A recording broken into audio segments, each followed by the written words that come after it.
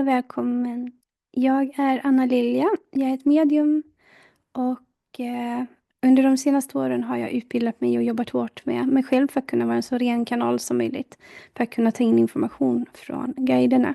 Detta som kallas för kanalisering. Och denna videon kommer vara kanaliserad och inspirerad. Och jag vet att en del människor som fortfarande är sovandes kommer att se mig som tokig. Det är okej. Men de som är vakna, de kommer känna guidernas ord och energi. Jag dokumenterar allt som kommer till mig och ni kommer få det återgivet ordagrant. Jag kommer försöka uttrycka det så tydligt som möjligt vad som är inspirerat och vad som är ren kanalisering. Varje tanke som rör sig i mig och alla ord jag hör kommer ni få återgivet. Allt för att få en så fullständig bild som möjligt. Min viljan och önskan och kall har hela tiden varit att hjälpa mina medmänniskor. Det är den finaste gåvan jag känner att jag kan ge till min omvärld. Att göra de här videorna och dela det med alla som vill se och höra. Ibland så kommer guiderna igenom spontant. Genom inspiration om vad jag ska tala om. Och ibland så ställer jag själv frågan. Vad behöver kollektivet som är för så många människors högsta bästa veta just nu? Hjälp mig att hjälpa. Och det var den frågan jag frågade. Och då så kom följande till mig. De sa att människor behöver hjälp att hantera sorg och lidande efter att någon de älskar har gått hem till andra sidan. Och det var tydligt. Jag förstod med en gång att det var det jag skulle skriva om. Men jag satte mig inte med det med en gång, ska jag villigt erkänna. Det var annat som kom emellan. Och dagen efter så hör jag musik spela någonstans i lägenheten. Jag kunde inte riktigt förstå vart det kom ifrån. Men till slut så lokaliserade jag det till min mobiltelefon som ligger orörd inne på laddning i sovrummet. Och från mobilen så spelas sången Lost Without You med Freya Ridings. En sång som för mig är förknippad med ett barns hemgång. En mamma hade delat sin hjärteskärande berättelse hur hennes lilla flicka hade gått hem. Och där spelas den här sången. Något som jag hade sett kvällen innan, så det var ju så färskt minne för mig. Okej, jag förstår. Jag ska sätta mig med detta. Tack för att ni guidar mig. Och ibland så ger de mig ämnen som jag inte tycker är så lätt att prata om. Men jag känner 100% tillit till guiderna. Och det de har visat mig hittills, det ligger så långt över min egen visdom. Och det har alltid visat sig vara för det bästa. Så jag följer det även denna gången. Så jag ber om inspiration och följande ord kommer till mig. Jag kommer börja med en inledning som är inspirerad. Och jag kommer tala om för er när själva kanaliseringen börjar. Men välkommen att lyssna.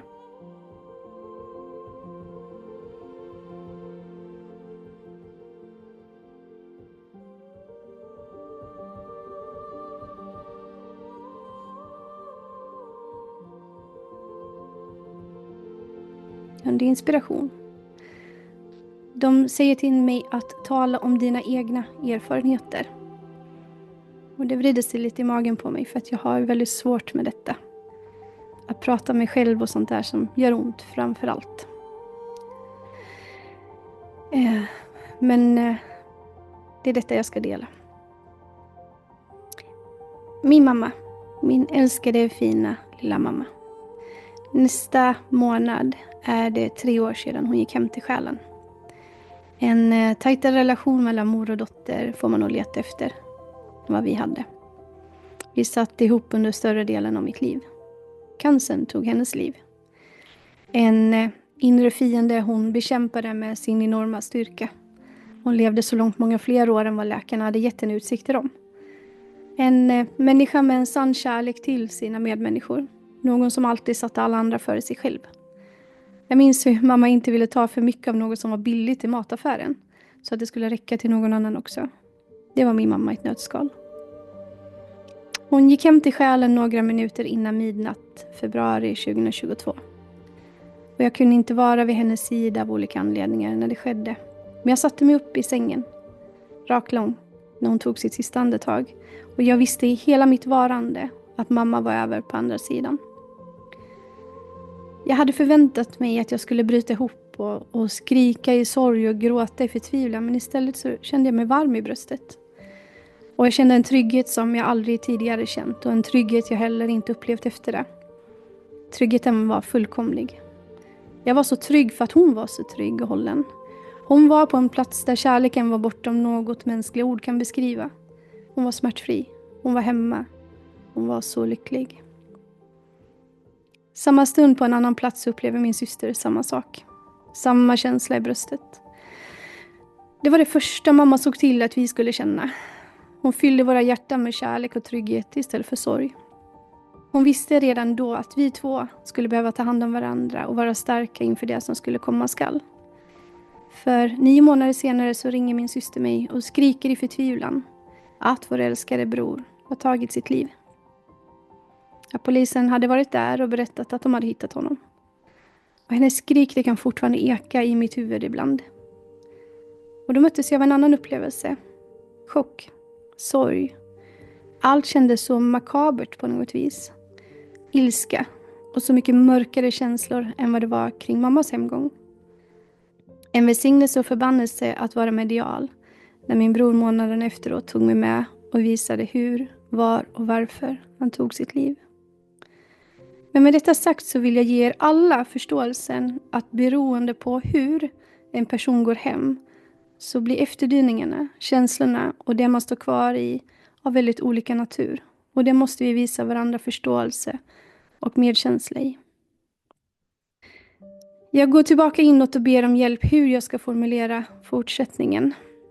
Och svaret kommer: Anna, du har talat mycket om separation. Få människor att förstå att det inte är slutet. Okej, uppgiften känns så svår. Så snälla ge mig inspiration. Och här börjar kanaliseringen.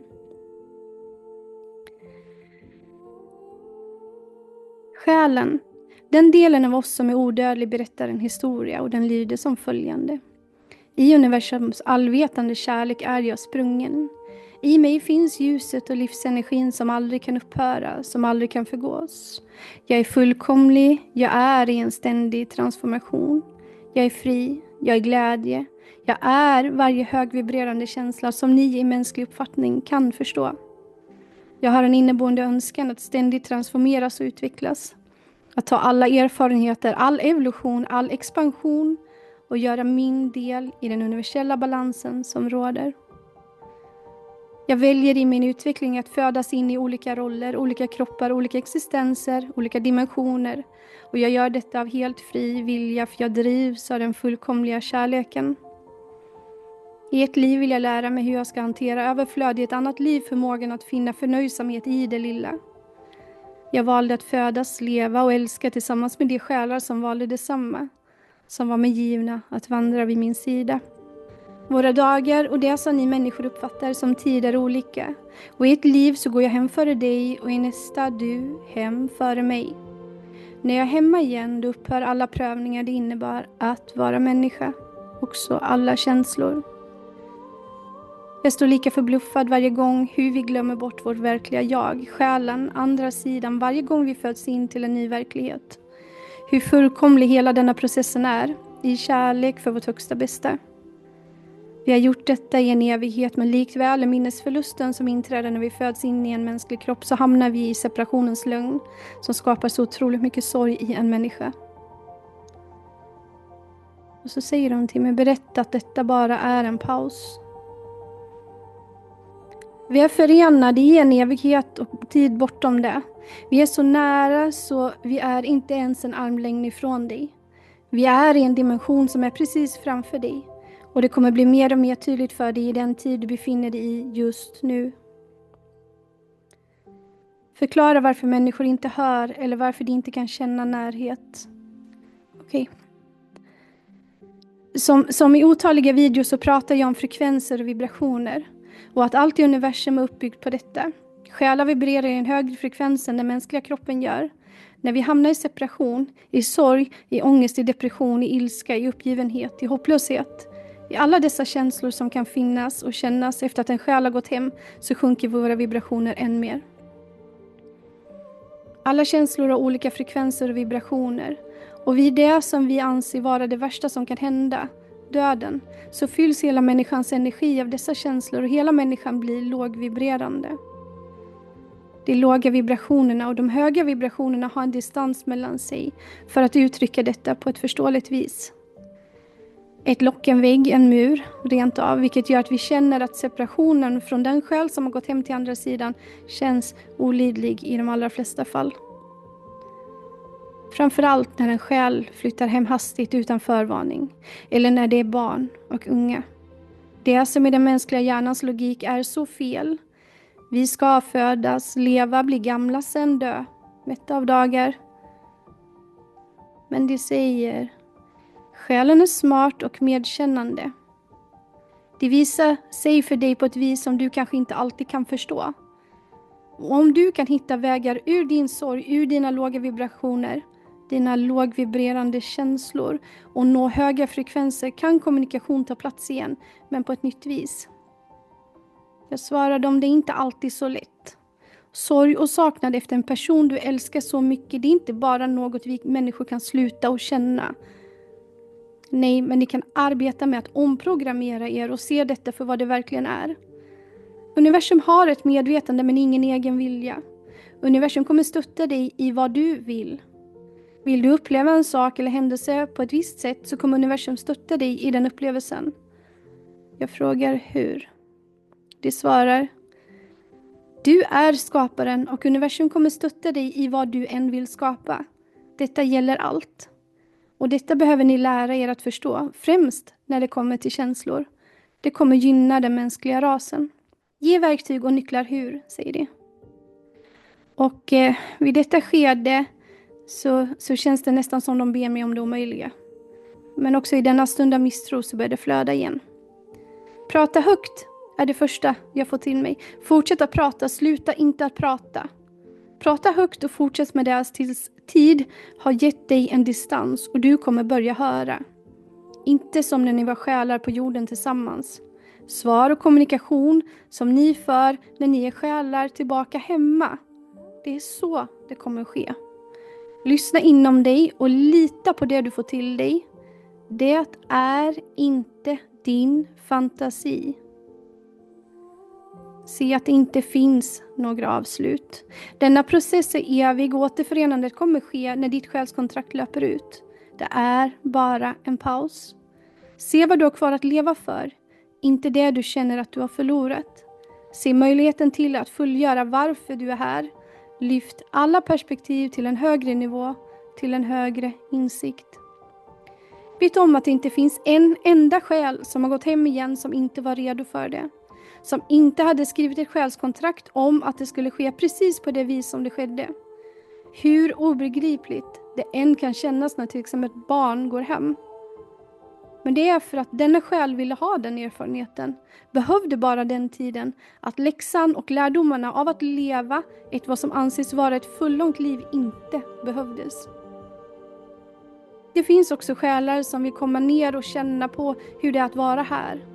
Det finns själar som bara vill ha erfarenheten hur det är att vara i en kvinnas livmoder men som aldrig kommer ta ett andetag här på jorden. Det finns det som föds, tar ett andetag och vänder hem igen. Allt enligt plan. Men i den mänskliga upplevelsen är ju detta självklart obeskrivligt smärtsamt för det som är här med ett längre själskontrakt. Kommer de här orden magiskt ta din smärta ifrån dig? Nej. Men ju mer vi vaknar och får insikter hur denna process egentligen ser ut, ju lättare kommer det bli för oss att hantera lidande. Över tid. Det säger att detta tyvärr är en del av den mänskliga upplevelsen och ni kommer inte helt att befrias ifrån den. Men ni kan lära er nya sätt att uppleva upplevelsen på. Att vara på jorden som människa är en av de svåraste utmaningar som en själ kan ta sig an. Energin här är tung och trögflytande. Upplevelser är smärtsamma men gåvan ligger i mångfald. Mångfalden av upplevelser och erfarenheter man kan lära sig här. Och det är därför som du helt frivilligt en gång skrev på ett kontrakt att komma hit och uppleva allt det som ditt liv ger dig just nu.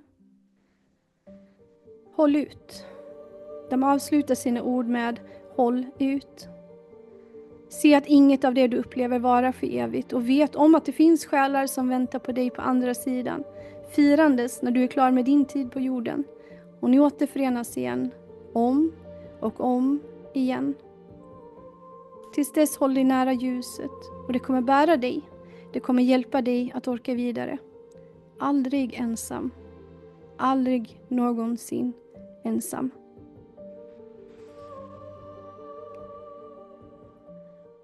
Tack för att du har lyssnat i ljus och kärlek.